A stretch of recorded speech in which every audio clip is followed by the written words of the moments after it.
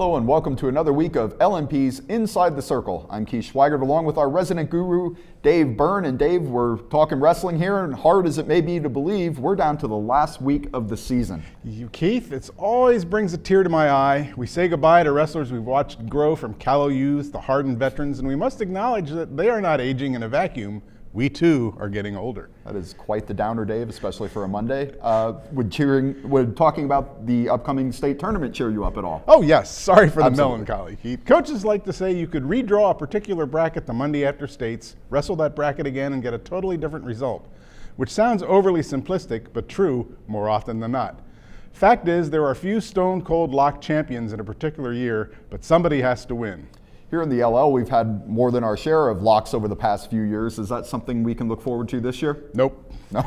Of Okay. the 14 qualifiers in AAA and 11 in AA from the LL, only 4, Warwick's Devin Schnupp, Mannheim Central's Jared Siegrist in AAA, and Northern Lebanon's Luke Funk and Lancaster Catholic's Joe Lobeck in AA can be considered finals contenders, which isn't to say the remaining 21 cannot contend. It's all in the bracket. What goes into creating the PIAA brackets?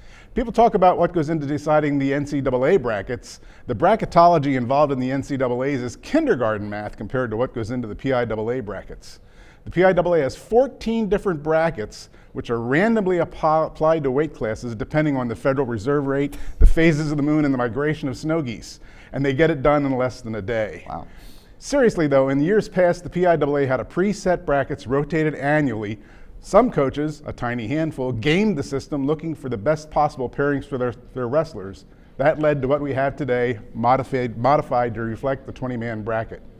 In theory, champions and/or runners-up from the same region are separated until the finals, and every effort would be made to keep returning champions apart until at least the semifinals. So what's in store for the local wrestlers in this year's bracket then? Schnupp is bracketed with 6 returning medalists, including Gage Curry of North Hills, a returning runner-up at 113, and the 3rd, 4th, and 5th place winners from 106 out of the Southeast region, Boyertown's Jacob Campbell, Aiden Burke of Pencrest, and Matt Parker of Council Rock North. Siegrist has 3 bronze medalists in his bracket, Bethlehem Catholic's Mike Labriola from 152, Mifflin County's Noah Stewart from 160, and Bell Vernon's Austin Bell returning to 170.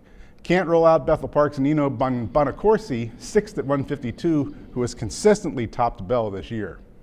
In AA, as a returning runner-up, Lobeck gets his props at 120, but having pinned Lobeck in the Southeast Region Final, Saucon Valley's Jack Hill, who was 3rd at 113, can't be ignored, nor can Southmoreland's Tyler Griffiths, 8 at 106, an upset in the Southwest Region Semis by Liam Flaherty of Everett, as well as Charlie Lennox of Fort LaBeouf, who is 44-1 in AA after 2 years of wrestling in AAA for Erie McDowell. Wow.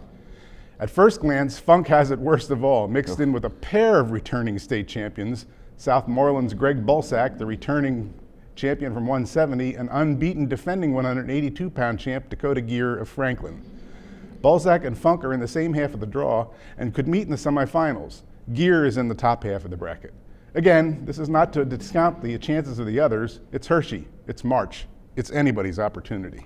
Well, we'll see how everything shakes out. Thank you, Dave. And that's it for another week. For Dave Byrne, I'm Keith Schweigert. We'll see you next time.